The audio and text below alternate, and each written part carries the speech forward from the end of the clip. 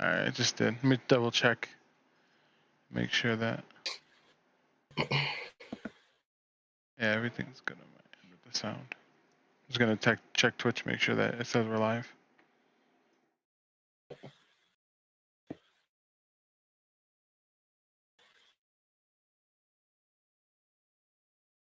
Yeah, we're live.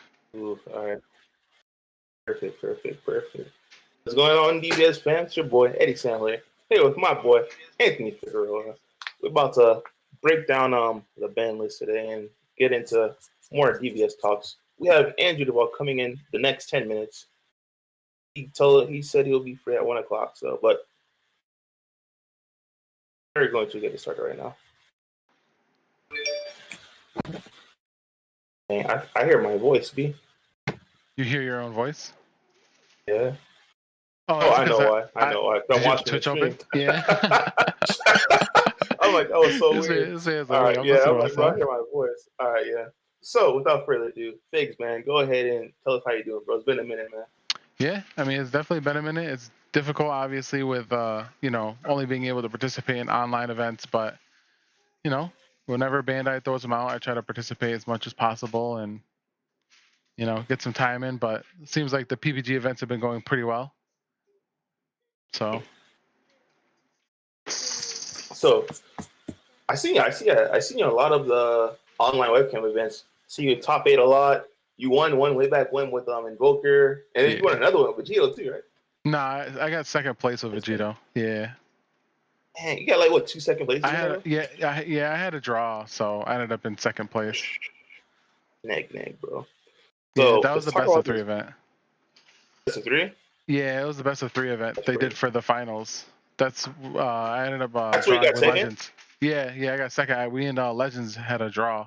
He was playing Invoker. Nick. Yeah, it's tough. It's so hard doing a best of 3 under those restrictions. But I mean, that was the only draw I had. So they ain't going to top cut too.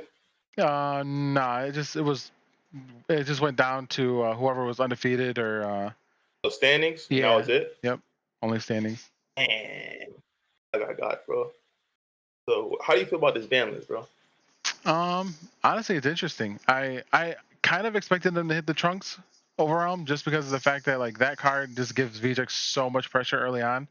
I'm surprised they didn't ban it, honestly. I mean, one's fine because obviously it's a mill deck, and of course mulligans exist in this game, so they're giving you a chance to obviously potentially see it. But I don't know. I just expected them to just be like, all right, well this card just doesn't need to be around. But I think one is fine. I kind of think the best of one section of the ban list, I think that's kind of awkward. That basically tells us that Bandai is going to be promoting their games still on webcam as best of one, which I was hoping they were going to switch over to best of 3 and just find a better way to maintain it. But that pretty much solidified the idea that they are going to continue best of one events on webcam, it seems, because otherwise there'd be no reason to do that. I heard you saying best of one. Yeah, I can see it being there. I don't think it necessarily means they're going to promote it because a lot of locals do best of one too. So it also promotes like local health, right? It's not just, hey, I'm going to go to locals and win TPs. I'm just going to run through it with Gohan. But I could 100% see him, especially I think because in Europe, when I was speaking with Michael Silk, he ended up getting second, I believe. He said he did the same thing you guys did, but the only difference was they played out top cut. That's why I asked you if you guys played out top cut. Right. He was insane to me. So I'm like, that's pretty good. Like, you can do best of 3 and still get away with it, though. Yeah, I mean, the Trunks overall. Go ahead. Oh, I was gonna say, yeah. I mean, best of 3 is doable. I mean, it is tough at times because again, there you are like more restricted than you would be right in in a normal session if you were playing live. But I think it's doable. I just think that the TO just has to be super strict. Like they have to be down to the T with the time. Make sure they have more judges than just 1 or 2 to go through each webcam room or whatever, and make sure that people are playing to the actual time. Because some people they'll be like, oh, time's called. Well, let's just keep playing. You have those people who are like 10 minutes are up after an overtime, and then it's like, oh, I'm just gonna keep playing.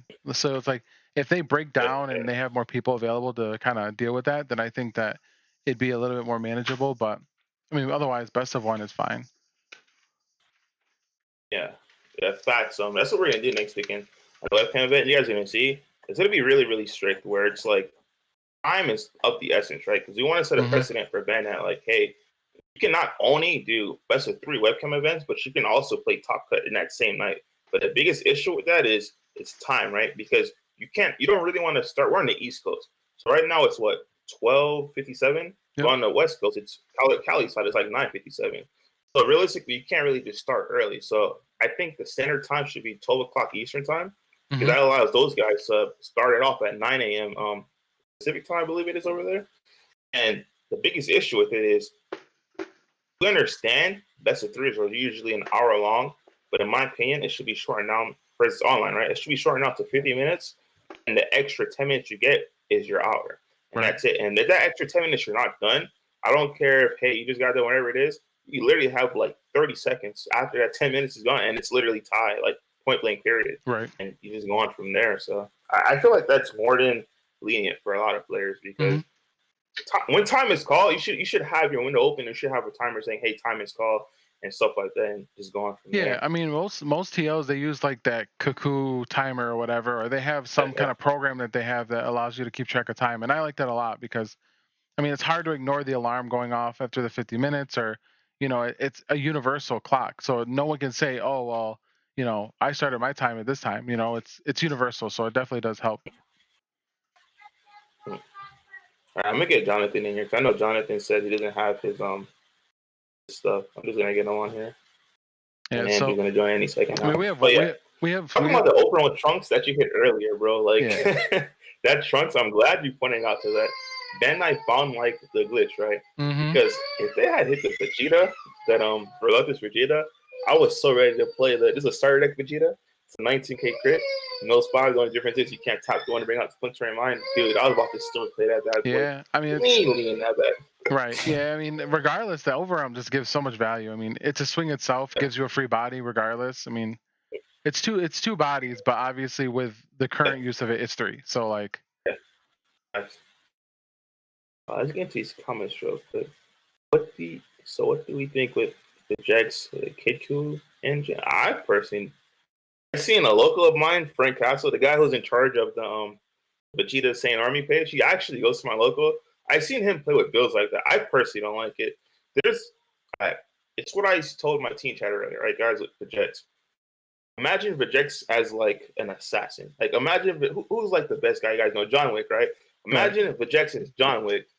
So let's say John Wick, when he first came out, he had an AK-47, right? AK-47, that was his Charles. You guys took the Charles away.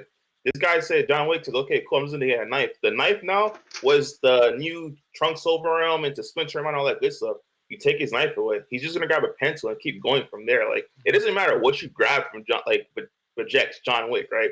As long as he has his body, he's just gonna find something else to destroy you with. The fact that you can't really, in my opinion, errata the leader, because if you're errata the leader, it can't be mill 3. The issue with milling 3 is no one will still play another black leader, because all the other black leaders mill 3. Right. And it's like another thing with errata that you also would have to errata the fact that it's activate main. There's no black leader. You can correct me if I'm wrong, but there's no black leader in this game that on turn 0 you can just randomly mill cards. Everyone says, I'm pretty sure the Goku, the Gohan, all that guy says is burst, meaning you have to be able to attack. But Jax can literally, I think Jonathan just joined. Yeah, I think so.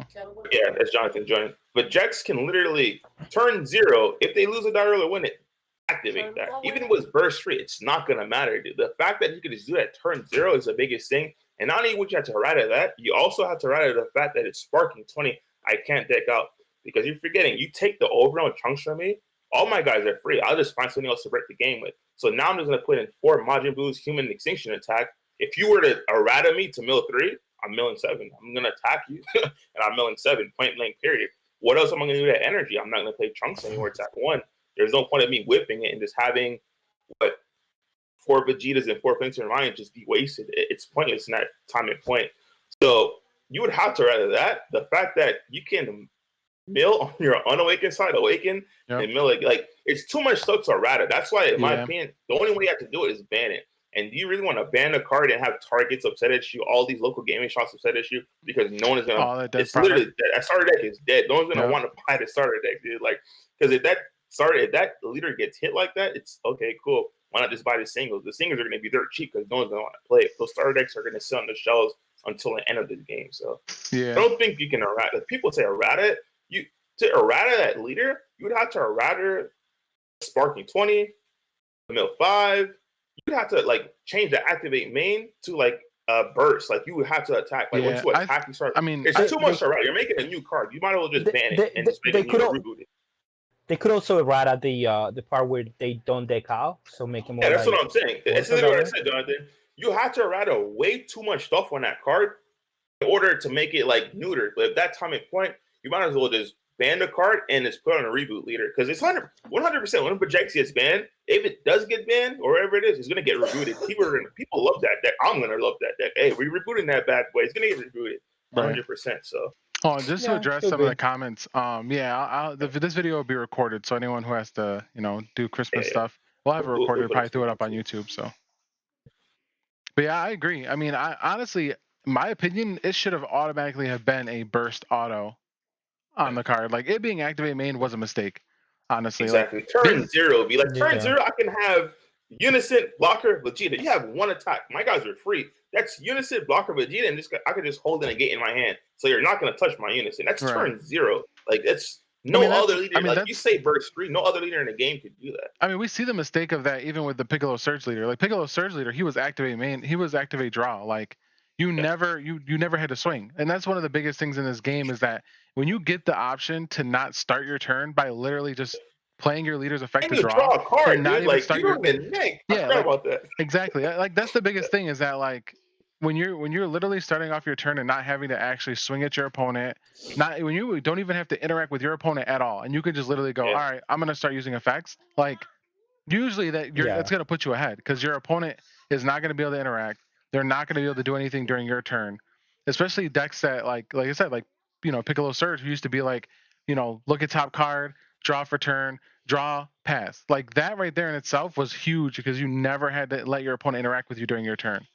And a lot of decks, back then they would. I mean, we had more counterplays then, and we had a lot of cards that would come into play, during your opponent's turn that made a difference. And that deck literally took that away. So like, I think it was a mistake putting activate main on the VJX leader to begin with. It should have been an auto burst.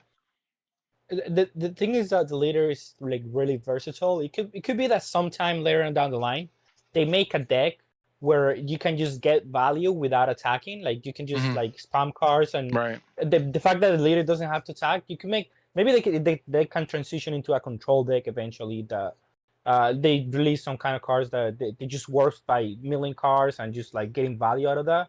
And because you never deck out, you can just value that and then just one shot the opponent or something like that. I mean, the leader has some inherent flaws at that point. It kind of leans that way, even with the new 1-drops from the next set. Like a lot of the 1-drops from the next set, that's what I was telling him. They literally we have new weapons. Like like unless you just stop making new black cards, it's not gonna. Or you leader lock them, right? You say if your leader is not a black Saiyan lead, that's the only way because you can take away these set 11 and up weapons.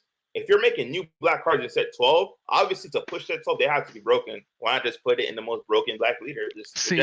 And I think that's one of the mistakes that I'm starting to realize. Well, not even starting to realize, but one of the mistakes I feel like they're doing with some of the cards that they're coming out with is that they're making them black sand only leader. Now, mind you, this game is generated around sand. Like it's Dragon Ball. So like it's going to be hard for you to create a card and not include sand because obviously everything is pretty much sands other than the enemies, right? So it's like VJX is always going to be in the picture with almost every black card until like some of the cards now they're starting to put, the leader has to be like a demon race or it has to be like it being a black sand was already powerful.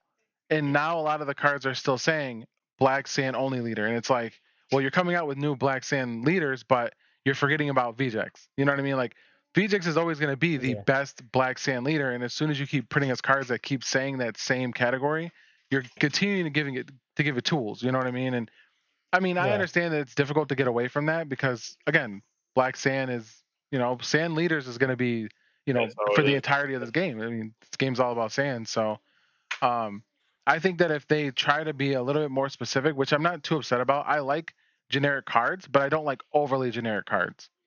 Like I like when you're able to splash a card here, splash a card in this deck or in this color, but it's with black. Like black already has unspecified colored cards, so it's like Mhm. you can pretty Too much do generic. whatever you want Yeah. with it. Yeah, it's already too generic. So it's There's like such a thing as too generic. Like a card that is too generic is like the draw two monkey, the right, ape. right, That's the card that is too generic. Like Yeah. it's good, but it's too generic. Like right. And it then should that's have the been thing color about it, and that's why specific. that card's so strong and has always been so expensive Mhm. because you literally could put it in every single deck played. Any Like day. right. And to fix points earlier, they do have cards that are straight leader lock. And I'll give you a perfect example. It's the deck that I'm on right now. It's Dark Broly. Yeah. Those bad boys are free, Yeah. but those bad boys also say if your leader specifically a Dark Broly, Right, that's and the that's only way fair. to use it. Because imagine if those weren't leader locked, right? And then you ban no, this no. Trunks thing. Okay, cool. Now I have free guys with free 30Ks. You're gonna get clapped. If they were to just Listen. leader lock certain things like No, that, no, I no. think this game. I'm telling you, bro. Like You would I be the tried one to to do put that it in first. I'm like, VJX. oh, it says Dark Broly. Bro. I know you thought about I that had too. it He in was like, VJX. he was like, yo, And I I can get read it, bro. access to. He's like, I can get I'm access like, to a I was never playing a 30K. one drop, and I read it. I was like, oh, it has to be a Dark Broly. I'm like, oh, that's next. I'm like, I don't need balls. I'm milling. But think about it, right? Yeah. If they weren't leader lock, though, think about it. You're milling five, you're drawing one, dude. You don't need any energy at all. It's literally drop. It's like you drag your release, dude. You just swing. Like, what are you gonna do? Kill it? Okay, cool. Get 5 more. Swing. It's just insane. On top of your guys being Vegeta and a Unison, it's completely free, man. I know Jonathan came in late, so real quick, I'm gonna go grab my charger and charge my laptop. But Jonathan, give us your thoughts on the ban list, man. Jonathan, you can go video chat if you want. If you don't have your stuff on this line. Okay. I'll be back. Well, hold on. Let me try because my cell phone is not great at doing this. Well, okay. What cards have you discussed so far? Anything? Just No, we haven't really discussed anything coming out of the new set. We were kind of starting to mention the black cards in the new set and its iteration in VJX, but we were just talking about the ban list. We talked about the Trunks. We talked about the best of one Gohan leader, how they decided to pretty much tell us that they're going to be moving forward with best of ones, probably for webcam with that kind of restriction. I mean, but that's fine. I do think it. I mean, it's fine. The problem is that it wasn't only the problem with the best of one format is aggro decks in general. I think Right. like Exactly. going second against an aggro deck in a best of one format is super bad. Like Yeah, it really is. I mean, honestly, Gohan wasn't really. I mean, it's somewhat oppressive. But of course, I mean, you can take against the deck because the way you beat the deck is a bunch of negates. If you have enough negates to negate the leader, they're never gonna kill you. But the problem is, that's exactly the problem. It's just like, okay, you have the negates, but if you're playing a bunch of negates, then your match is worse against like other decks. So. Right, yeah, because you still got to progress your game state. Even though you're surviving to later turns, you still have to find a way to be able to progress your game state, make a board, and everything. And if your whole deck is negates, unless they're body negates, like you still have to find a way to be able to put pressure and still close out the game regardless. But yeah, I mean, like I said, I think it's fine. I was kind of hoping that they would start leaning more towards best of 3 and kind of focus on that. But it is what it is either way. But so someone had commented on here and said, I was hearing people wanted the red Brawley leader to draw 2 instead of untap 2.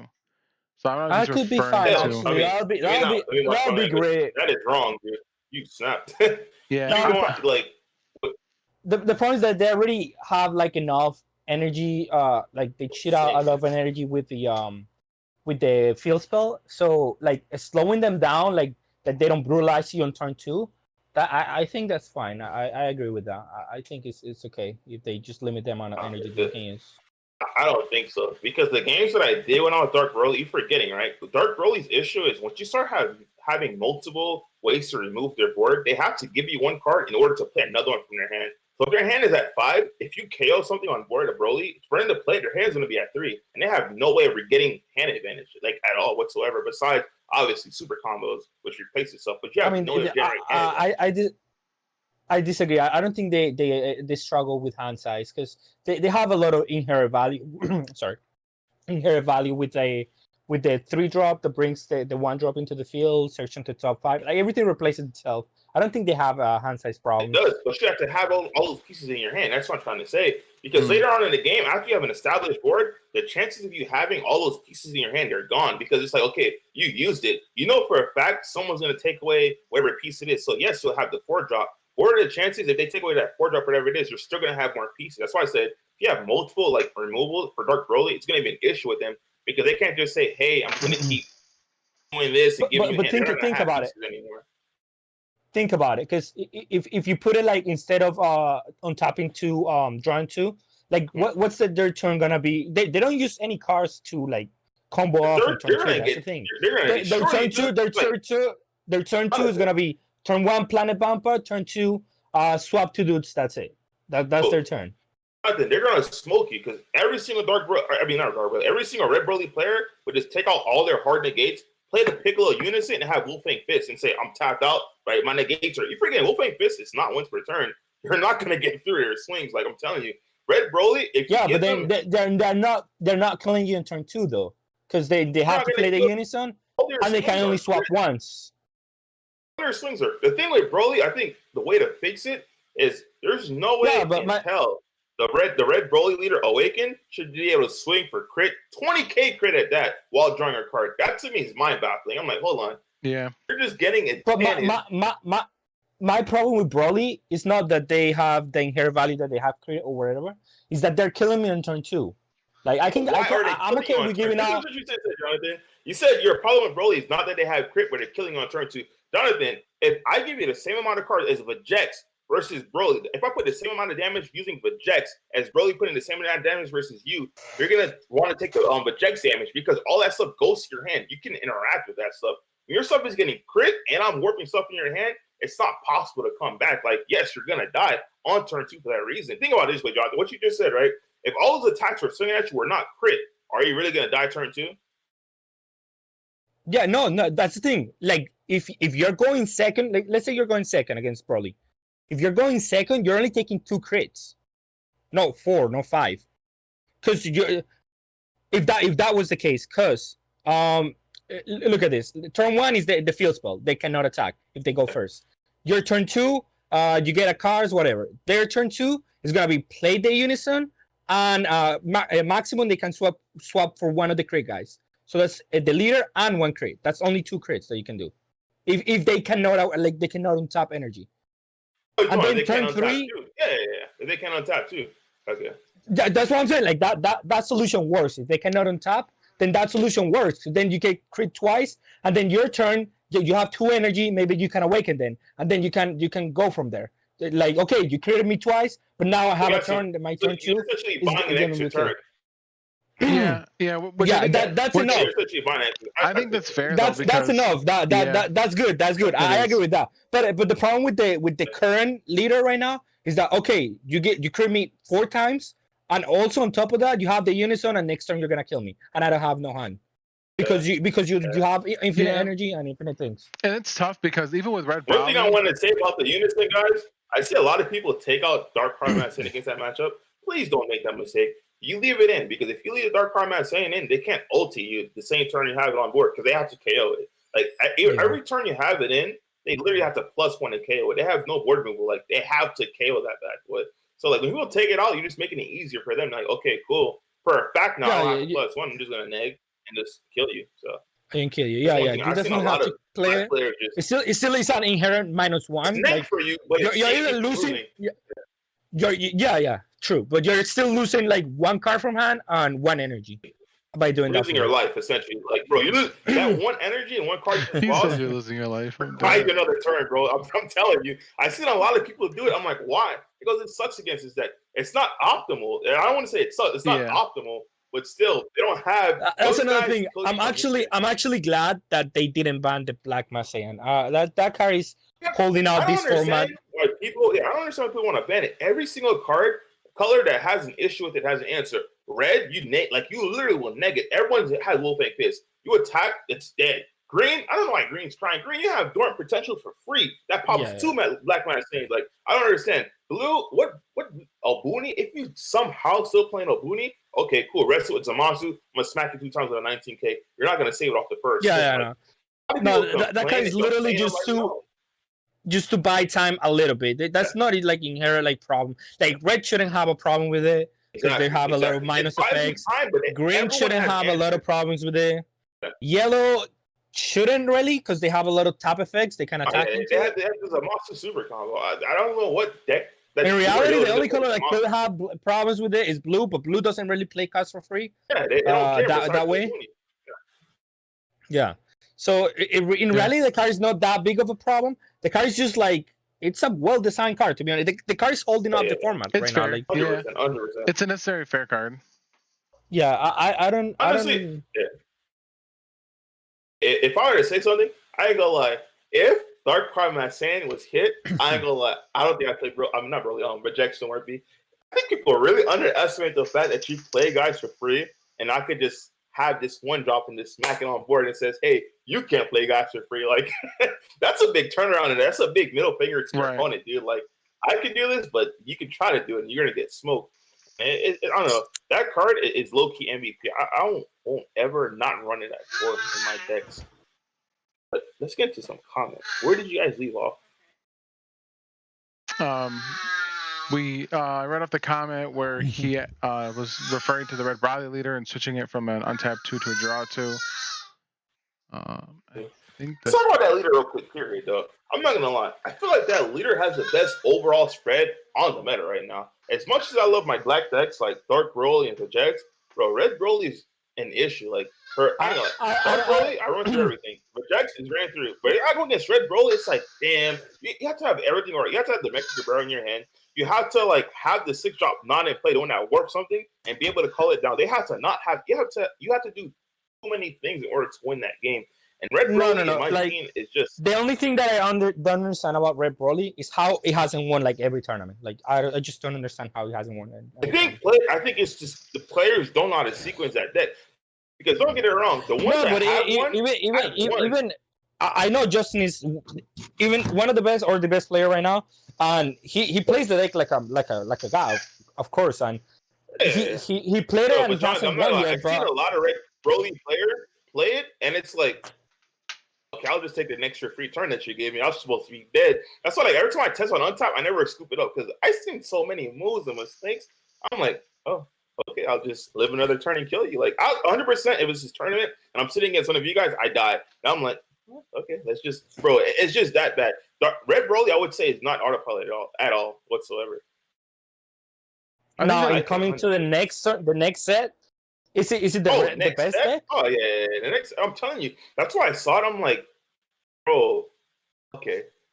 Without killing Dark Broly, without killing Red Broly, how can you actually do something without touching the leader or anything? I think you could limit Ba. You don't think so? Not limit Ba, or if not limited, at least put unique on it. So that way you only have one block route at a time. Yeah, I could see that. The real issue is because I think the TP is balanced in the fact that you got to crit a life, and you don't want to kill TP because people pay money. I'm a person that says, hey, people want to pay the money, don't pay their pockets, leave it alone. Exactly. But if you don't want to limit it, or at least slap the unique tag on it, so it has one. Bro, I'm telling you, those kids I did lose, I could never even touch your leader because it's like this guy has an army of freaking balls on board, and guess what?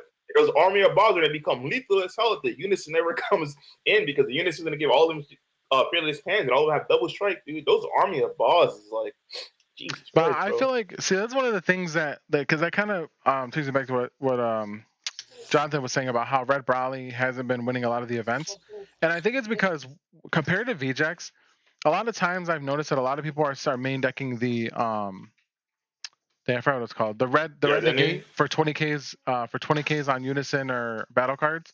Like it doesn't affect VJax at all. Like it literally does not affect VJax whatsoever. So a lot of times it's like if you didn't finish them on their kill turn and you're tapped out, you're usually gonna lose. Like you said, you give them another turn, VJax another turn, you're just gonna die the next turn. Because a lot of times, you're not gonna out combo most of the time. You're not gonna out combo VJax. Like they have the Kais, the super combos. And if they didn't warp them, or if they still have them, like you have combos for days. So, and again, the red negate, it doesn't affect VJax. You can try to preemptively do it on the unison and call unison if you know they're going to give it the boost in the dual attack. But even then, That's it's like because you got to pitch a card. yeah. But Yeah. even then, you could just be like, all right, well then I'll just pitch a card and then just give it double strike, and now it's still 15k double and can swing. So it's like there's no Yeah. real way to really stop the kill turn if you don't finish VJX. And I noticed that a lot of the decks that are usually coming in top are Red Brawly and VJX, and VJX always ends up being the victor. Yeah, So yeah. I I understand. love my matchup. The main problem with the VGX and Red Broly, why he was winning that matchup, it was literally the trunks that they just banned. So I don't even think they can beat the Broly anymore.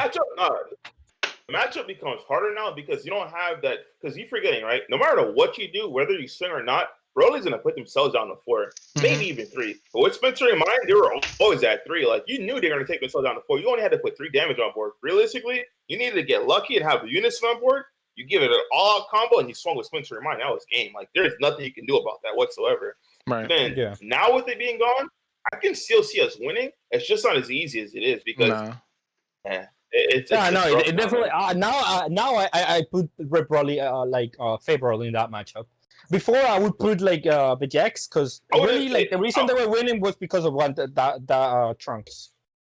I wouldn't say favorable because right now, right, like I said, with me, I don't really look at the next set until all the current events are done. And right now we had the webcam event. So right now, without even looking at the next set, I can already tell you against Red Broly, their biggest issue is taking heavy damage early because they really can't defend that. And right now, if I were to do my same play, but except on like turn 2, instead of going into my trunks overroam, I go into the champ pack, I smack you for 20. Because like I said, you're gonna put yourself down to whatever it is, regardless if it's 5 or 4, I'm gonna finish you off. Because you're gonna sit there, the secret identity is gonna clear the ball and whatever threats on board. You're unawakened still. I'm like, okay, cool. Give you a free smack. Now those overroam pieces are on my ward. I sit there, I top 2, I have the champ pack. I restand the champ pack. I have a 25k. And that's without even looking at the next set stuff. That's what I'm trying to say. I don't think Vegeks will ever lose a step. Like it loses weapons, but once you understand the black pool, it's a problem, bro. Like it's really a problem. Well, to be fair, let's move to any card that we're missing out of the ban list. I mean, the one drop, it's whatever. I don't think anything else is relevant, honestly. Yeah, no escape is self-explanatory. They just want to keep Pycon alive. The only relevant card it was literally the trunks over. Yeah, there's the no escape was for them to push Pycon for the next set. Yeah, not only that, like those cards that have like for the rest of the game should not have been printed, and they should just they're a mistake, and they should just for the turn. Eliminate. Even Corona, because that limits the amount of super combos that Corona,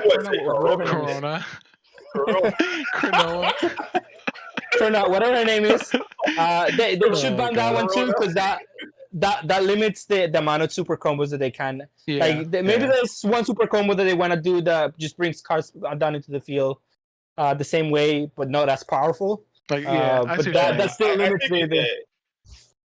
To your point, stop printing silver bullets and just take out the problem. I can understand silver bullets, but if you're gonna ban the problem later on because hey, that's the direction you want to go, just don't print silver bullets. Because it's the problem with those silver bullets is that they were like play it once and for the rest of the game you're good. That's what I'm trying to say. So instead of making those silver bullets, just answer the card period. Say, okay, cool. This card is either limited that one, a god tier card, or it's gone. I'm sorry, it's too powerful. I don't like silver bullets at all. I think they're unnecessary. I think that, like you said, they should answer the card or give you a soft answer to it, because even Tien was until the end of your opponent's next turn, and that was still way too much. And that wasn't even for the game. So it's like I think that they should give us answers, but not like. I don't know. It's difficult because selective answers, like no conventional answers. It's like, bro, you're gonna get smoked games 2 and 3 because I'm just sitting on this bad, bro. Like, there's nothing you can do to answer. I mean, that's the thing. It's like you never really just shot the TN. As soon as you're ready to go for game, it cost 1, and you were just like, all right, here we go, and it was just. Yeah, that's true. As a one drop 15k. Like and it swung. Like it actually put in damage. Like. It's also I'm gonna type the TN on top of it. Be like, he gonna let me. I'm done. Then also we have the Broly Unison, which I mean, whatever. Maybe there was some interaction that they saw that was too broken with new cards that are coming out. I'm gonna play. I played against the where is it? Green Yellow Cell yesterday. He dropped that Dark Brother, man. I got smoked. I ain't gonna... Yeah, Bro, I the got card is smoked. good. The card is really good. Yeah. And then maybe there was a foreseen interaction with it where like it was bad to have it this way, so they just have to clarify. So that's fine. And then we also have that's it. That was the ban list. Maybe cards that could have made it out of the ban list. Sale. I mean, We're not going to discuss that. We're not going to discuss that. But we're going to get to these comments though. All right, I think Jonathan or Anthony's going to have to get into this one. I have no idea. Like I said, I didn't read the next set cards. It said talk to me about Turtles. All I know is people say it flips the opponent's life over. That's the only thing I know about that. I haven't read them yet. Yeah, So, unfortunately, yeah, Jonathan, talk about Turtles. Unfortunately, I particularly have not really looked at green because I don't usually play green and I'm not a fan of it. So I haven't really dove into green at all, to be honest with you, for Turles. I haven't looked at a dark green card deck. Is I only looked the ones that I play with Andrew and with Matt. So I know 3 decks. I know Mecha Frieza, which is really good actually. Yep, very good. Yeah. That's probably one of the if there's a deck that can beat Red Broly, probably that one is the one. I can honestly see They that. have the inherent answer in the they have the inherent answer in the one drop. Mecha Frieza Instinct Tron. Both yellow decks single-handedly just bend over. Yep. Yeah. So Mecha Frieza we'll see meta competitive. That's probably the deck that I'm gonna play because I actually do like the deck. It's not like it's really unfair with it. That's another thing that I wanted to touch on. Like Bandai should like get ahead in the ban list instead of like just banning cards. They should also think of what's probably gonna be a problem because like if they would have like I don't know, they could probably like semi-limited the card that you draw 2 cards and play something from the deck. Mm-hmm. But you gotta realize you can't. The reason why you can't do that is because it will hurt the mecha cells, right? Like in order to promote these new products, you have to let them play something broken for a little. Imagine and they say, Projectus is too powerful. But that's unhealthy. Like we're trying to make a fair and balanced game, right? If everything is broken, then why? Because as a black player, if I go first and I drop a dark card my sand, Frieza cannot. The only thing Frieza can do is hope that God turn 1 they have a crusher ball or the giant ball and rest. They cannot answer that. And if you can't answer that, you can't play the universe sign assemble. Because if you do, okay, you realize you don't play that card probably until you can play it in the first turn, but you can play it until you awaken, and then the leader inherently tops cards in your opponent's side of the field. So Black Messiah is not gonna let them. Each and every one of my 4 dark card Messiahs on board. Be like, what are you doing? I mean, honestly, to be fair, you don't even have to play a guy, and you're still netting a lot of cards. I mean, it's I think there's answers to every single thing in the meta right now, except like Dark Broly. I mean, not Dark Broly. I keep saying Dark Broly because I love that deck. I'm telling you guys, that deck is insane, bro. But Red Broly, is powerful. But there's answers to it. It might not be answers you want to play for it, but it's like what Jonathan said. Yo, Mecha Frieza answers that deck. Sync Shinron, it may not be a deck you want to play, but hey, that deck answers. It's a hard check to Dark Broly. Unless you're a manning Golemites, game 1, it should be yours. Don't misplay. It should be yours. Every single thing they do, it's a vanilla. They play a 1-drop, it's a vanilla. It says, okay, next turn. They play a 3-drop, guess what? It's a vanilla, like next turn. That's how it is with that. So it may not be what you want to play, but the same thing we talked about earlier with Dark Card Match saying, you hate the card, but it has answers to it. Like, and those answers are highly played. It's not like, okay, who's going to play this card? Like, no, each color has a main boarded answer to those things. So that's how it is. But I'm just saying, like, they should have just like realized that some cards are gonna be a problem, and they should just like make a like more balanced ban list and balance and healthy format, in my opinion. But I mean, so that's. I like avoiding restriction, to be honest. So I'm kind of okay with them, not so much future proofing. Just because then a lot of times you don't really get you don't really get to play everything at its full value. Exactly. You know what I mean? And it kind of depreciates certain cards. And on top of that, it's like, okay, well, if they ban that card just for Mecha Frieza, what about the people who actually play it in the original decks? You know what I mean? Or they play it how it's intended, you know, and then you lose casual value on certain cards as well. And not to be the dead horse, right? But the perfect example is there's always answers to it, right? On top of answers, it's like when people are begging for a boony to be banned. People still begging for a Booney to be banned. You see, it's stuff like that where you can't really future proof. You have to I hate let that it so ride. much. Right. People swear to God, they said the game's gonna die if a Booney's in the game. Yeah, if a Booney's not here, it's gonna die, bro. People wanted that card. Not the game. Be like, they wanted that card banned so bad, and then people started putting it at 2 in their deck, and or weren't even playing it. Some people were playing the milk that milk dude over. The problem with the Booney right now is the format is way too fast for an Booney. Like, no, I understand. I understand that with certain matchups, but that's why you can't future proof. But that's why you can't future proof. Because if you do future proof, there's times where it's like, what? Because the card's like played right now. A Booney might make a comeback later on. In my opinion, it's still the best blue 4 cost either way. It's a 4-drop. If you realize something, it's like it starts lagging. Oh, who's that? Ian? Oh, good, bro? Yeah. I can't even hear you. I hear like bits and pieces. 1 second. Yeah, that must be a connection, but yeah. Because if anything, if you realize something with blue, like they're making a lot of 4-drops like that are actually decent. Yeah, they are. So I think that's the direction they're going with blue. Like just a lot of 4-drops that do good. Which is fair because I mean, blue has always been kind of like that mid-range deck, anyways, and normally you have more success winning the game turns 4 and after, anyways. So I'm fine with them not giving us so many good early cards and really sticking to like the 4 costs, kind of like the Go tanks that they got in the next set. Exactly. Like that's a really strong card, and it's a really good card to really push damage as well because your opponent can't do it freely. Because obviously you get effects and. It has deflect and barrier. I think it has with double strike. Yeah, it has everything. Yeah. Yeah. So like cards like that are fine because again, if you can survive the early turns, which blue generally, tries to, then you're rewarded by making it to turn 4 and 5. Yeah. So it's fair, in my opinion. What deck y'all talking about? I agree. So that's what I'm saying. Like Obuni may make a comeback into the format. Which I'm hoping it does. I mean, I think the card's great. No, we can hear you. He's finally back. Yo, I've been looking for my jersey for like 30 minutes, man. Oh my god. All right. Yeah. So we have C Deadpool in the comments says, "Do you think Control still has a shot at this meta?"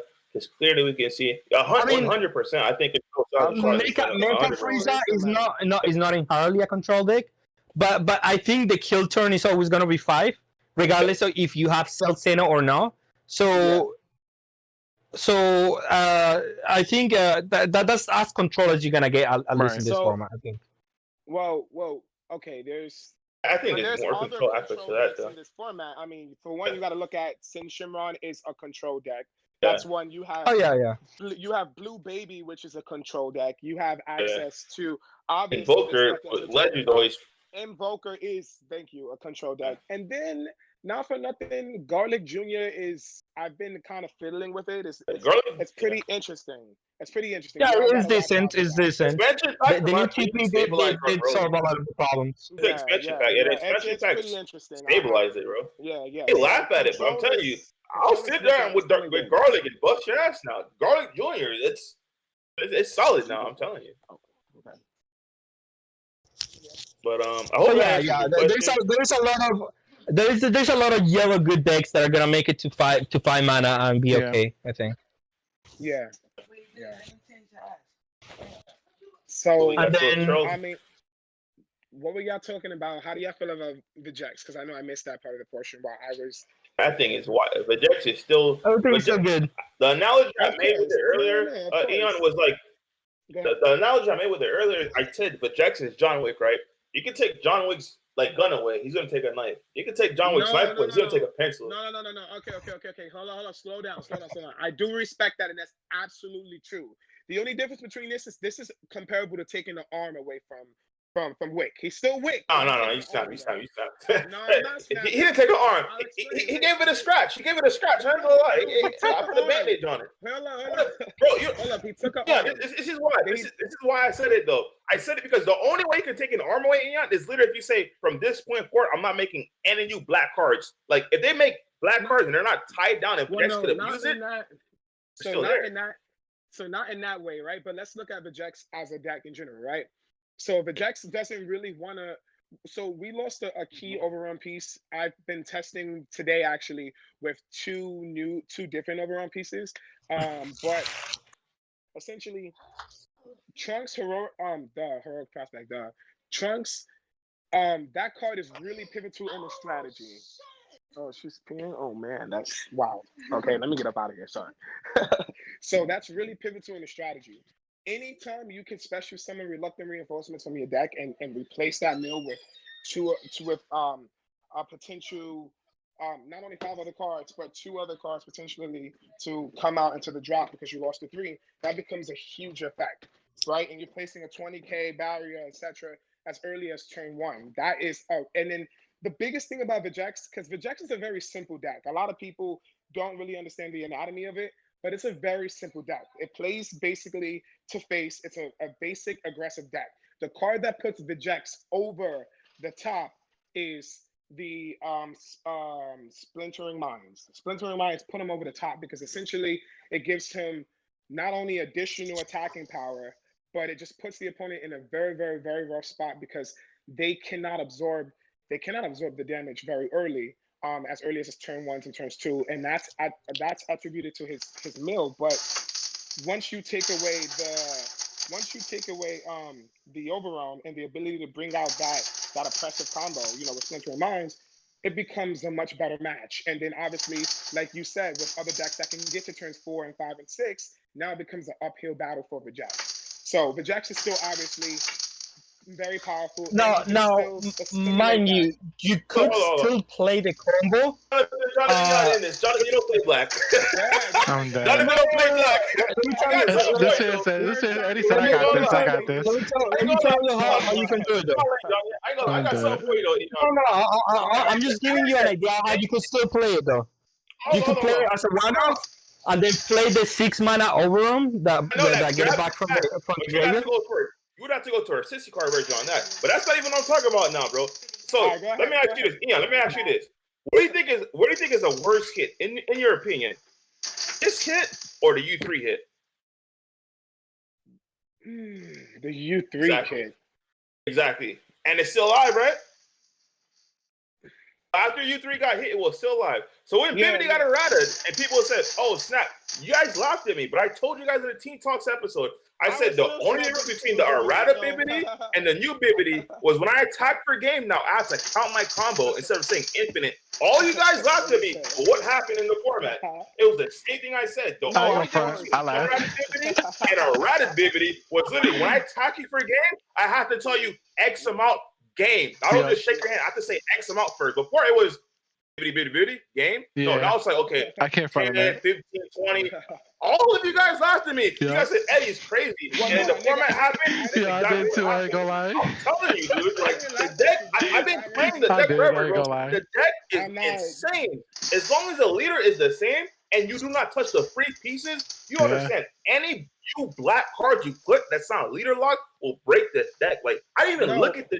Like I said, I didn't even look at the set 12 stuff yet, but I'm telling you right now, just based on what we have now, I'd replace that with the champ pack engine. Because on turn 2, I'm just gonna light you up. It's worse because like right now, at least before I have to overrun, right? All I need right now is a secret identity, which is free, no energy at all. I tap 2, you're taking all this damage because you're still awakened. I tap 2 to 20k, then I have a free restand. It's gonna grab me a super combo and smack you for 25 double strike base damage. Oh my god, that's without even looking at the new stuff yet. That's what I'm telling you. But Jax is literally Well, no, the it's god with not. Dragon Ball, dude. Okay, so I am a huge I even sing Shinron, which I could argue is probably rough, dude. To stop that. What's that? Wait, I'm a huge proponent of Vijay. I play Vijay. It's still my main deck. Like, I just wanted to be clear that hitting. I just wanted to be clear that you were the people who laughed too. No, when I said you had to count No. The hit is a great hindrance. Like if you look at the games that they open with the Black Masan and the games that no Black Masan, I mean with the Trunks, and the games that they don't open with Trunks are vastly different. Like it's night and day between those two matches. And that's the biggest issue with the matchup. Like I know how powerful the deck. The only reason why I play Vijay is because Vijay has the absolute most highest ceiling in this game outside of Gohan of Reboot Gohan. But the only difference is that Reboot Gohan he's easily countered. So Vijay with any player who's able to actually bring out that power from the Jacks, it's a good gambit. It's a very, very good gambit. So again, I'm a huge proponent of the Jacks, but I do understand that hitting that card to one does make it a very, very difficult game because other decks have things now that can make them more defensive. Again, if we look at red, anything that you play against when you're going against red, you can expect Topo and expect Violent Rays. Those are powerful cards out the gate that's going to slow you down. And again, without having battle cards that actually do things and that actually can control the next 2 and 3 turns of the game because of their effects, you're going to be failing behind when we're talking about effects. Even Trump's Heroic Prospect is a huge card, and it's a 1-mana card. It's a 1-mana counter, and it's huge. It does things. Black does not have that, and the Jax, all he has going for him is the fact that he has the highest ceiling in the game. But again, you pair that against a good player with a very good defensive strategy, you're going to have an issue, and that's something that I have identified. So yeah, they're going to have an even harder time against government potential now. Yes, and that's the biggest. Yeah, because I can. One thing I agree with Eon was against blue. In my opinion, it was never red, Broly, green, gold. The hardest matchup for Jax was blue because of Trunks' heroic cross. I remember when I played Jonathan at Gamers way back when Andrew won, bro. I had Jonathan on the road. Jonathan was sweating, boy. Red Brawley was a hard matchup for Jax. Listen, but I had Jonathan on the ropes, boy. Turn 2, Jonathan charged 1 energy. He passed, boy. Jonathan was about to lose right then and there. I attacked. That boy hit Trunks Heroic Prospect. I'm like, I'm freaking done, B. I attacked next turn. He hit another one. I said, God damn. Boy, you just can't do anything against that card. Like, literally, that card is a hard just stop. But the thing about Red Broly, that's why I love it, it pushed all that BS outside the way. If you wanted to play blue and Red Broly's in the format, I was never going to see you in top cut. No offense to any players. I'm not saying you're bad or anything. But I was never seeing it in the top cut because Red Broly would eliminate all that blue rogue just out the way. I don't care how it was. He's stripping your hand and hitting you're not catching up. Precisely. And that's the reason why whenever you're discussing the top 3 formats of the top 3 best decks in the format, based on what they're able to do and how they resonate with other decks around them in that circumference or whatever, you look at Red Brawling, you look at the Jackson, and you look at Green Gotenks for the thing that each of those decks are very easy to use. That's the one. Each of those decks are very easy to use. Aside from the decks can be a little bit wonky, but each of the decks, their strategies are linear, right? So it's very easy to play. The strategies are very linear. A lot of players misplay the free use of energy, dude. Like they play the free guys, of course, and they tap energy on useless cards. I'm like, I mean, I guess it was free, but dude, there's so much other cards that are better suited in that slot than what you play. That was the biggest difference in the mirror match, in my opinion. I still think Red Brawley, like I think that Red Brawley is now going to be in a fantastic spot against the Jax, honestly. And the reason why is because not in the meta, yes, it hurts, but I'm telling you, bro, you can't stop John Wick. You must not have seen movies 1, 2, and 3. If not, I said so. Right now, I've actually been testing. One of my boys was using it, but I've been testing the Beguiled Mass Saiyan, Beguiled Warrior. He basically allows you to see. Honestly, I definitely agree. Wait, they removed it. They. How would that not work? That's not something I would. It's cute, but then I would have to look at set 12 first. I believe there's no way Bandai's gonna do this and not have any even more broken stuff. Me, like I said, I didn't really look at it. I know all that stuff works. Oh wait, you have me confused. I thought like it just didn't work because of no, it works. Your strategy works. No, in my opinion, I would find a better use for that extra energy now because realistically, if you look at it, you get 2 energy slots that are freely open for you because Trunks costs 1, and then Splinter of Mine it costs 1. So now it's like, okay, cool. You're gonna take out. I'm a man of 4, so I have 12 free slots. I'm gonna look at my entire card pool to fill in those 12 free slots that actually cost energy. But the Mass we got, the deck's still definitely playable. It's just not as powerful to me anymore. And it wasn't as powerful as when Charles was there. And guess what? It wasn't as powerful as when freaking U3 was there. And guess what, Jonathan? It wasn't as powerful before Vivity got around it. And guess what, Jonathan? I could keep going on and on. It's the John Wick. Matter of fact, I want someone to just literally make John Wick and put the Jack space on it, bro. Like literally, that's what it is. You guys think I'm trolling. Somebody was watching this. Can y'all do that? Because that's mad extra, but that'd be funny. Do that. Telling you. Yeah. But All right, so yeah, we're talking about the new decks. We talk about Frieza, and then someone is asking for Piccolo. I think Piccolo is a really good deck, actually. I don't know what's the ruling on the TP. Can you play another if they already played the negate? Like if the negate's already on the field, can you play the negate for free? I know they're on. They told me. Piccolo starts at 6 life, and Vegeta is gonna clock all 6 of those life. Oh my god! I knew he wasn't gonna This say dude is nothing. I knew you were not gonna say nothing relevant to Bro, that. that's one of the cards I do know. They start with This 6 man. life. Oh my goodness! Imagine if you still had. Imagine if you still had 4 trunks. Game One would be second now now. overturned too, huh? You start with only 6 I'm life. dead. I don't know no ruling, bro. No, seriously. That deck regenerates. That deck regenerates. Like it's actually 7 life, and then it also regenerates easily. So it's a if you put it correctly. Somebody's comment definitely strikes exactly what I was thinking. So they said we could say the same for blue players. As long as VJX is there, Red Brawley could lose early and give blue a chance. And I agree with that 100%. Because to be honest, when I play blue, the only matchup that I can honestly say I struggle with is Red Brawley. I have no issues Yes. with Shenron. I have no issues with VJX unless they literally hit the stones. If you hit the stones turn 1 with the trunks, then I'll admit it's super hard to deal with the Vegeta because it had barrier. And then you never wanted a combo over 20 because in blue that costs more than what you're willing to give up. In Zamasu, super combo doesn't draw. So like aside from that, with Trunks gone, honestly I feel a lot more comfortable with blue, knowing that the VJX matchup is a little bit easier now. Because again, you couldn't deal with that chain at all. Like you just couldn't in blue, especially if they resolve the Trunks turn 1. But Red Brawley is still going to be an issue, and like I said, that's all I care about, honestly. So I would have taken my chances against Vegex either way because blue has a good matchup against it anyway. Red Brawley is just a juggernaut. That's the only thing. Like if I see too many Red Brawley, then I guess that could be an issue. But so this is what I anticipated. Right? You're gonna see a lot, dude. We're still gonna have. So this is why we went back to the top 3 decks, right? So we have Vegex, Brawley, and Gotenks. And their comparative strength. I just want to make one note. I'm not going to interrupt. I just want to make one note. In all honesty, if Red Broly was not a deck, this is not even being Bob. I'm not going to say anything with Vegex. If Red Broly was not a deck, Invoker would literally be the king of his game. Yeah, like it would. I can agree with that 1,000%. Red Broly is the only thing making Invoker not tier 0. No deck, I'm telling you, you can't change my mind, can beat that deck. Not even Jax, bro. All right, that's what I'm trying to. Let me get into the comparative strength. I got you. Okay.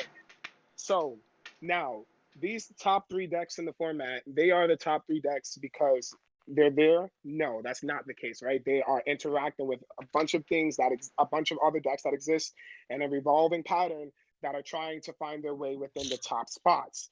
But obviously, each decks have properties that bolsters another deck's or decreases another deck's playability and or place in the format. So the reason Red Brawley is king of the red and he's also at the top in the top 3 is the fact that he suppresses multiple types of decks. He can suppress yellow. He can suppress blue. He can even suppress green.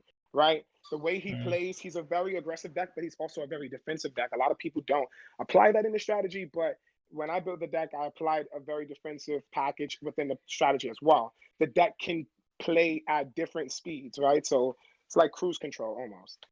Green Gotenks, the reason why it's there is obviously because of the fact that it's going to have a good matchup against basically any deck that can't handle, that has a later game strategy as well, because it's able to drop multiple big attackers as well as defend their unison adequately, which is ultimately going to, hit them. You have to respect that unison. If you can't hit that unison, you're basically going to lose that game. And then obviously Selzino is a good card.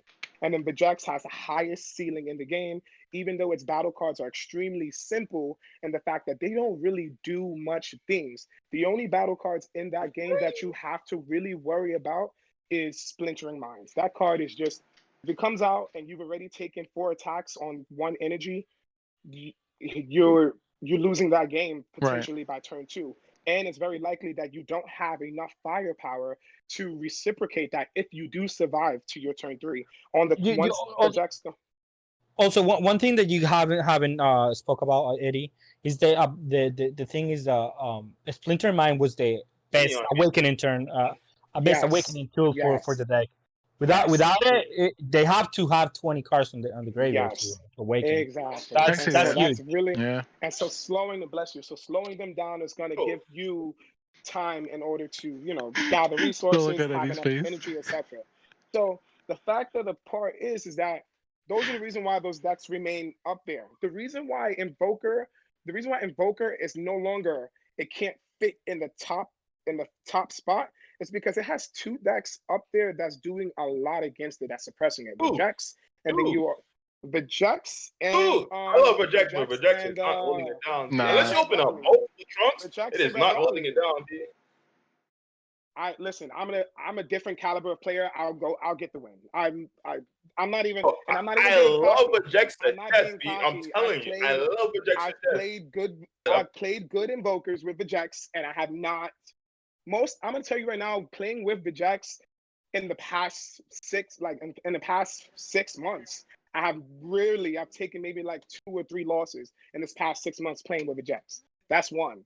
Two, Invoker, you got to understand how to play against Invoker. Invoker's strong, but one, if you go first, that game is already over. That's one. And like it just is what it is. A lot of players don't really understand. That's why I said when they asked before, what's the best deck for a new player to play the game? Don't play a fun deck. Go with the Jax. The reason why it's going to teach you how to win. It's going to teach you how to play the game, That's and it's savage. going to teach you. I have gotten wins. Off of decks, even going back to Storm. If we look at like Blue, Wind, and Storm, right? Blue, Yellow, Storm. You've gotten wins. People have gotten wins off of putting together the last finite amount of energy that they had in their deck. That last swing on a Bardock going to 25 or 30K and it just being enough. And in this case, the Jax does the same thing, except he can do that at 6 life, at 5 life, at 4 life. How are you going to beat him back, right? So Invoker is a very good deck, but they also need the cards that they need. They have to have Topo. And obviously, some Invoker decks, Main Violent Rage, which is not really effective against the Jax, but that is what it is. But the fact of the matter is that Invoker is the best designed archetype as a deck, I want to say, because of the fact that I it agree has with that a access lot. to multiple. It's very controllative, but it also have access to 2 different win cons. Mhm. No, well, it has access to a victory strike. It has access to burning, 2 different win cons outside of the natural flow of the game, right? Give and take, because sometimes your opponent takes damage, and then they also have a 6 drop a triple strike that can probably swing 3 or 4 times a turn if they also wanted to add that. So they have that, and then they have access to Topo and Violent Range as well, making the deck really defensive. So it's like, it's a really, really well built deck. The only problem is that obviously if there's at least 2 decks that's countering it or giving it an issue, and those are popular, then it's going to be very, very difficult in the competitive landscape for that deck to maneuver through. So that's the only issue. And yeah, other than that, there are a lot of decks that are revolving around that top 3 slot waiting for their chance. When one deck gets weakened, if it's like a food chain, when one animal gets taken out, the other species grow too large and in turn becomes a predator or oppressor of such and such. That's just how it is. So honestly, I mean, other than that, I'm really interested in like announcer. It's looking pretty fun and it's actually looking pretty competitive. Scott Dashy made it dope before, but it looks like it's gonna be pretty fire now. I think if Andrew was here, he would say this guy, the green one. What's his name? The Turles. no, the Namekian. What's his name? Slug, The Lord Slug. Slug, you Yeah, talking Slug. Lord Slug. It's a Like, decent I don't deck. know why he looks like No, It's I funny played. though, 'cause a lot of I people played think that about. I play his deck that he made for that one, and it's actually really good. Like it's fire. It could actually. that's what I'm It saying. actually A lot of people beats. think that deck is trash, but that deck is slow key beat you, bro. Yeah, Yeah. no. The thing is that people are not thinking about how it should be played, and I'm thinking about like it's just you have to play different. Okay, so go a little bit into detail about that, like. Because I think people are thinking that the deck is about like hand control or something, and it's So, actually about Really? moving the Okay. opponent. This man. What happened? The picture that Eddie posted in the discussion group. The VJX is like John Wick. Uh, It's true, you bro. got my car keys? You need them, man.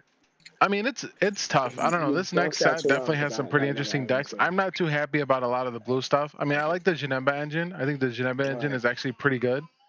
I don't care for the leader, but I do like the engine itself, and I think it's pretty viable in the right blue Shenron. leader.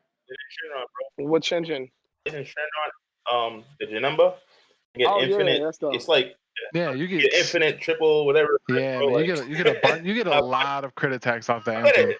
Best of one. No, best of one. No, I 100% play that Janumba. Yeah, yeah, like Janumba 100. without It's Shenron. yeah. I mean, honestly, I think it's one of the only blue things I like. I'm not a fan of the PyCon engine. I think that it's super linear and none of it has barrier or deflect, so it literally just gets shot out. Even though it's really cheap to play the Gogeta, if you see the yeah, right they cards. haven't made a good blue leader in a while, so Nah. that's not the color to look into right now.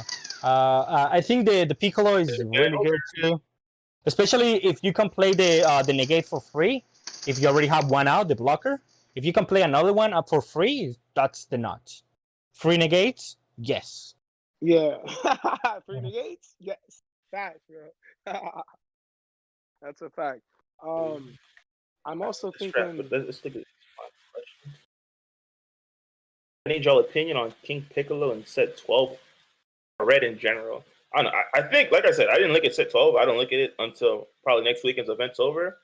But in my opinion, I think all red just runs through Broly, bro. Like, if it's not red Broly, no offense, all the other decks. Like I said, I gotta do my due diligence and look through it. But red Broly, it's really hard to compete with that unless it's just something super impressive. Oh, that's one thing that we were discussing with Andrew before. The thing with Bandai is that they don't know how to make like an in between deck. They're super trash or they're super overpowered. Yeah. Yeah. They're not Yeah. Exactly. I mean, That's actually sound actually like- kind I of true. mean, Yeah, I mean, Jonathan, okay. yellow. You So have let's go Macro back, and you have let's Sing Shenron. go You have back. an option. That's the first time go I've ever back. seen Yeah, two options in the same color. that's another deck that is gonna get good in the next format. The Sync Sharon deck is Yeah. gonna be really meta. Sure, too. I mean, it was that's the first time in my life it I've was seen already relevant, a very good two deck, but the it's definitely same got more color options decks now. are just powerful. So wait. Let me explain something to y'all, please, because I just been really trying to break this myth real fast. So please, okay. So Sin Shimon is a good deck. It's a good deck. I literally only built the deck because literally I was like, okay, it's performing online, so I might have to play against it. Let me learn what the player's thinking about while they're using this deck. And I do like it, but it's not like people saying it's the best deck in the format, and it's just not. It's gonna be crazy nutty next set, but like I just really wanted to put it out there. Like it's You said it not, counters the best deck in the format. It does, but it's not the best deck in the format. Nah, it's not. I don't think it's it is legit either. Not. I don't know. I don't know who's saying that. I just had to throw that out there because it's a myth buster, and my goal is to just put clean information out there. It's not. It's a very good deck. No, I seen a lot of discussion about that in one of the groups. So, I think it was in Hyperbolic.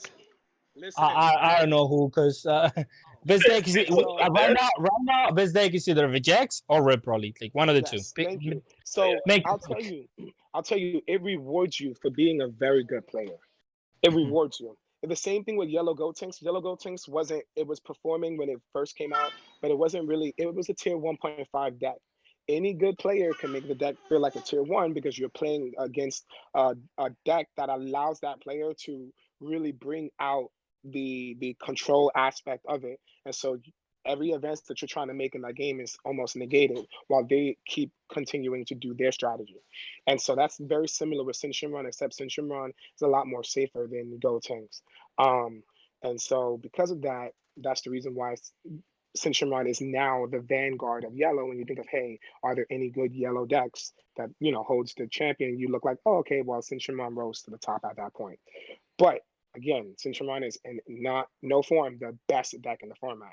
No, If you not at put all. it in a national champion's hands, you're gonna have some trouble. If you put it in, a really elite or skilled player's hands, you're gonna have some trouble. But it's not. Okay, the best deck in the format up until January 15th is the Jets. After that, we're gonna have a lot. And the reason why we can't really speculate is because, again, and I always go back to this. Daniel One more Hype, time. he came in. After January 15th? I think it's January 15th. I believe so, but I'm It's not. on the new ban list? Yeah, Yeah, new ban I list think is it's January effective. 15th. Yeah. So You gotta put Red. I'm sorry. I hate the deck, but you gotta put Red Broly up there too, B. That thing is. Phew. So the thing is that when Yeah, Daniel Hype, you can make the argument right now for either Red Broly or Vijx. Either or is yeah, okay. but To listen, be at the end of the the day, best deck. even if the Jax is no longer the best deck in the format, I implore you, whomever is listening to this, use it, learn how to use it. It's going to expand your ability to assess game state. Okay, you are not in a position to allow your opponent to beat you. You are trying to beat your opponent.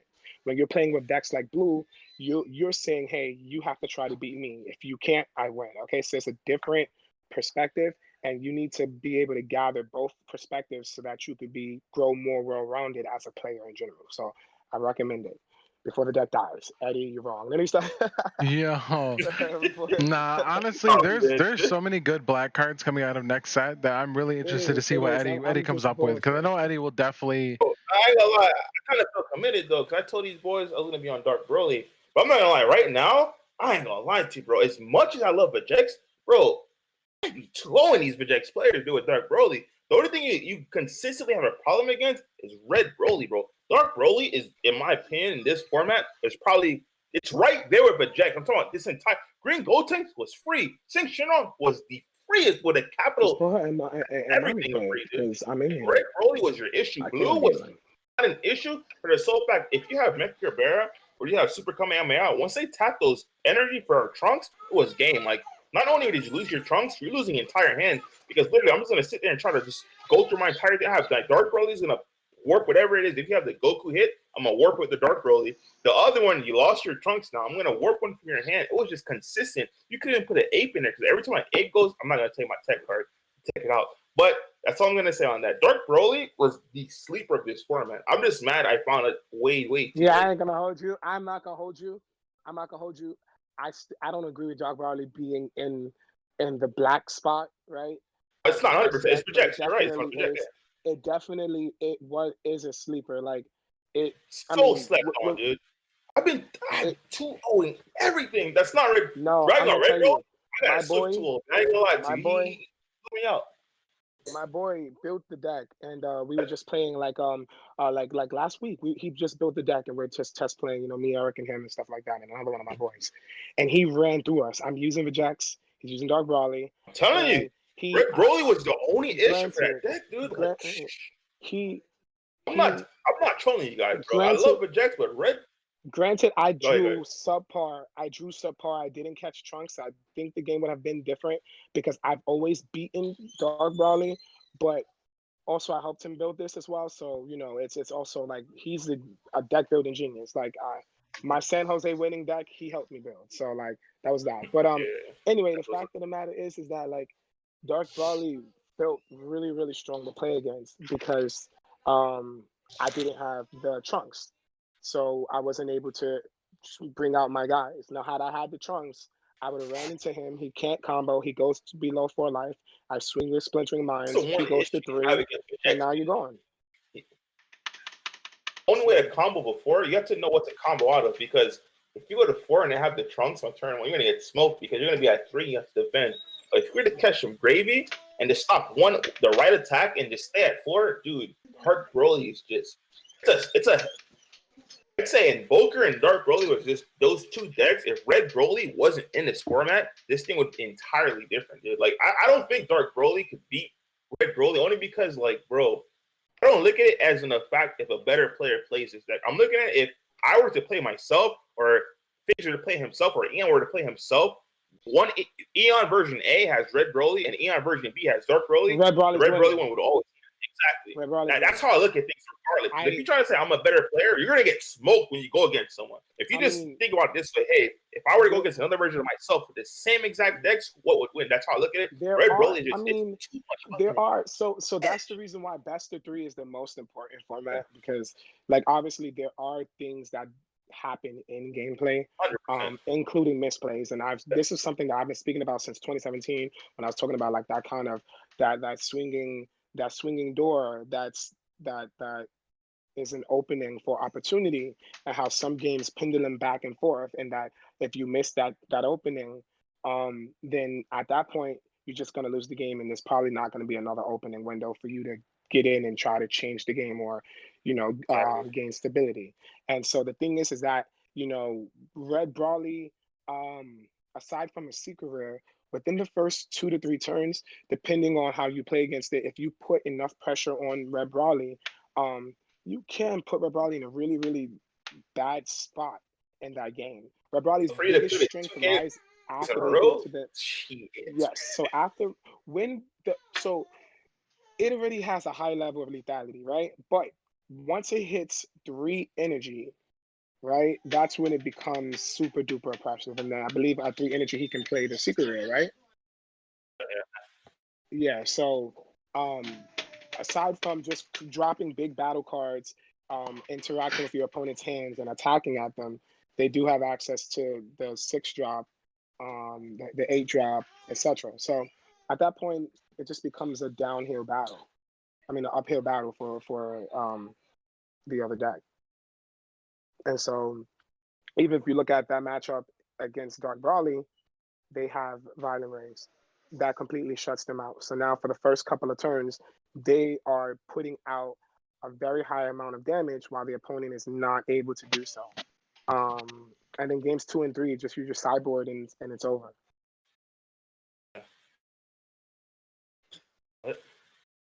I'm not gonna keep you guys here forever. We'll just answer these final few questions and call it a day. What they got over here? All except the blocker comes in rest mode and play. The best deck is gonna be the same deck, the same Bejex deck with always run the trunks on the opening hand. Yeah, that's what I was telling Eddie. I ain't gonna lie, if you can catch that off a mulligan, I mean, you got it. Yeah. In all seriousness, though, don't play Trunks unless you're playing Andrew. Bro. Andrew had the one he beat me, the one he won at PPG Miami. It has that, I think it's a 6 drop over him that you get the Trunks. If you're playing that version, you can play it. But honestly, I'm not playing it going forward. The thing with Vejex, right? It was so competitive on those slots. I was saying, to take the most broken card at the time. I think the most broken card at the time was just that package. There's a bunch of broken black cards. That just happened to be the most lethal and the most broken package you could fit in. I like 50. Andrew could play more stuff in it. He played 60. But for 50, that package was just for me. Yeah, like Eon and stuff, they could pack in punches. Like I'm telling you, they can still play it for the sole fact they could afford to just wait a turn and grab it back with the SS4 Goku, I believe. That's what it is. They could just grab the trunks back and keep looping it. So essentially for them, it's free. It's like, okay, cool. I got it. I'll play it next turn. I actually hate the SS4 Goku.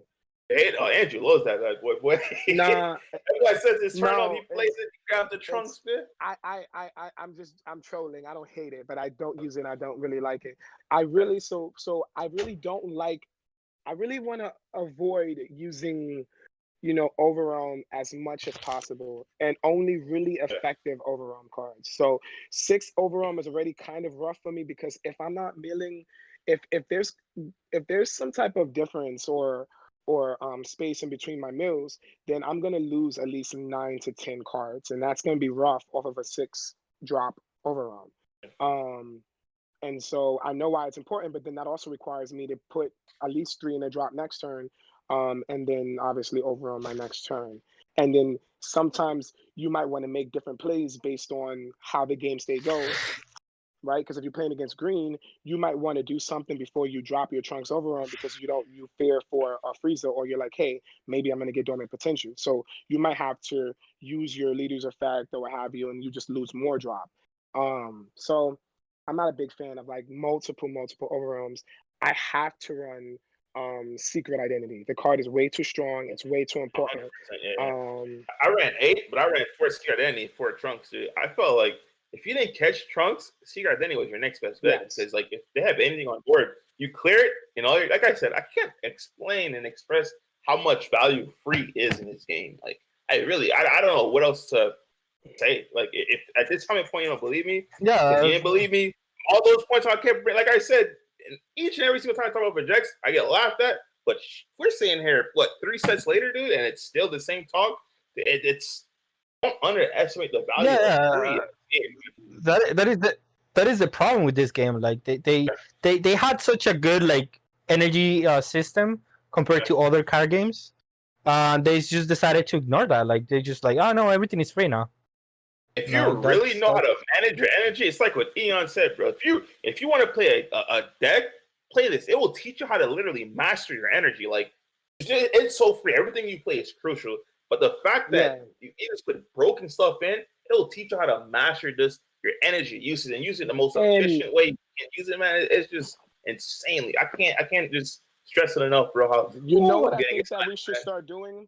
I think that we should start doing like obviously I know we do like the battle series and stuff. I know it's kind of difficult to do that, but for obviously players that's gonna be like outside of Florida and stuff. But I think that we should actually do like a webcam battle series between us, maybe like a small little like not even a tournament, but just like a battle series, and then we can record it and do commentary over it and kind of just discuss what is happening in the actual game. Because one of the things that I noticed is that, and especially like one of our goals as Team Foe is not only to provide entertainment and positivity and share posts, but also to help our fellow Dragon Ballers grow and expand in their skills, abilities, etc. as well. And so I think that the biggest thing is that when we're talking about this stuff, people may be sitting back and saying, wait, why did he come to this conclusion? Why is it that I saw this and he saw this, but he got this definition where I got this definition?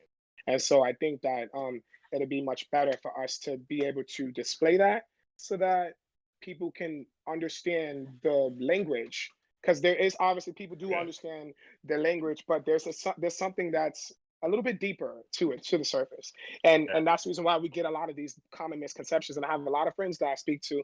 I get a lot of inboxes. I mean, between the Hill Twins our personal page and then my personal Facebook that everyone has me on, it's just a lot. But the biggest thing is that understanding the game at the level in which we're having this discussion, it comes from actually experiencing the game, but not only experiencing the game, studying it, right? So go back to the YouTube channel, watch the Vegex matchup, right? Watch that, and then also in tandem with again creating like different content that's going to help discuss and go into detail about the decisions that's being made, etc. That's also important, so that it can create a whole platform for players to learn and grow and really understand, so that when we have these discussions and conversations, the rhetoric is fully understood. Because I think that, and that's the reason why I made the statement earlier about Sin Shimmer not being the best deck in the format, but it being a very, very powerful tool. And, along with a good player, it can definitely feel like it's the best deck in the format. But again, this all comes down to experiencing different formats, right? Like Storm format was a thing. And you actually mentioned earlier, you said, he said Bandai either creates really broken things or really, really, really bad, not necessarily unsupported or really unsupported things, right? Because I don't want to use disparaging language. But yeah, so you have that too, right? And so I think that when we go back to the first archetype, what was the first archetype that Bandai created that you say, hey, I can build this out of the box? I want to say apes and veggies. The very first archetype is Frieza's Army, set one. Frieza's Army. Played off Golden Freeze, the Ginyu Force. Okay, yep. And Vegeta just put a whole bunch of 1-drops together and spanked it. Yeah. So that was not so great. And then actually when you took bits and pieces of everything, you created Tricolor Ginyu and you created Tricolor Cell in set 2. So yeah, I get that. So I think set 3 was the first one where we had good decks out of the box and out of the set, like apes, veggies. Yeah. It was broken. Yeah, I think that was that. That's why, in my opinion, Go format. Yeah. After this, we'll do closing comments. But that's why, in my opinion, Go format was set 1, set 2, and expansion pack. Because when set 3 came, a lot of just shenanigans came, which includes the infamous Shugesh be like, shoo. Mm-hmm. That was Yeah. a game of Shugesh was the itself. only thing that made that broken, though. Yeah. All right, so we'll start from I guess bottom to top. We'll start with Jonathan. Let's do closing comments, B. No, I mean, let's see. Let's wait and see. I think Red Blood is gonna be a problem. The Jax, I don't think it's gonna be as good as before, but still gonna be a problem. And eventually, it's gonna become a problem again on the future. But not right now. Not probably next set, but eventually. Of course, because you know That, how John Wick 3 gonna take some time than it's John Wick 4. So, but yeah, that's it. That's my closing comments. all right, B. Aeon. Oh, what was the question again? Closing comments. Oh yeah, no, just kind of what I was just saying about, how with the new format upcoming and the decks that are coming out, I don't know, it just seems like the top 3 will change. I was actually trying to make the point about, Danny Hype bringing the Trader Dende Shimron deck and how it had a huge impact on the format, even though players had not put that together, and we were at the end of a format, and it became essentially the best, if not one of the best decks to use in the format. So definitely, yeah. So definitely, decks that are floating like blue decks, and the yellow deck, obviously Cinch and Run, etc. And even some of the new stuff like the support for Slug, etc. and Announcer. These decks, depending on how things go, they may sneak their way in a very relevant spot in the meta. So yeah, that's all. Mr. Figs. My closing statement will be relevant to a question that was asked in the chat just now. Definitely respect Red Brawly. I think if anyone who's not realizing that Red Brawly is definitely one of the best decks, and as he put it, King of the Mountain right now, definitely respect it. I will admit, I played Evoker, did respect Red Brawly, and got swept hard. And I have not looked at the deck differently since. So, I mean, it's definitely a very strong deck, but it's not unbeatable. So definitely don't, give up on whatever it is that you're trying to play. Just, you gotta, you definitely gotta put effort in your deck and try to make it as consistent as possible for all matchups, and, respect the player and respect the deck for sure. Yep. On this one last question, it says, what would you say to people who are not realizing Holy BR is the king of the mountain right now? That's what I was referring to. One thing I can say to them is like, they'll learn the hard way. Like if Figs learned the hard way, I learned the hard way. Yep. They'll learn the hard way. Before draft box, I would say don't learn the hard way because there's a chance. But once draft box came, it's like how Eon said before with what's that thing called? Garlic. How it got stabilized. Draft box stabilized Broly. You having all those new cards and toys to play with, it literally stabilized the deck. So they will learn the hard way 100%. Because without that deck, there would be a lot of deck floating around, but that deck keeps things in check. Yeah, definitely. That's the biggest thing that I love about this card game, though. In closing, that's what I love. Is there's a lot of different decks, and if your base ability to play the game, assess the game is good, you're gonna be able to play with a deck that's not what we're discussing and still be able to compete. If you're playing online, you'll be able to top with it. Because some of the decks are sleeping right now. There are a lot of sleepers out there, and yeah, there's a lot of decks. There's a lot of decks that you could use. A lot of leaders, with good cores. So that's the best part about this game. Yep. My closing comments. Love you guys. Jax version 4 will probably be out before John Wick 4 comes out. I'm dead. Trailer for that would probably be in the Invoker deck that I'm playing with behind the Dark Broly deck, and we'll see you guys next time. Those are my 3 if you guys didn't pick up. The Jax, Invoker, Dark Broly. Bet. Merry Christmas. Merry Christmas. Yes, Merry Christmas. Merry Christmas.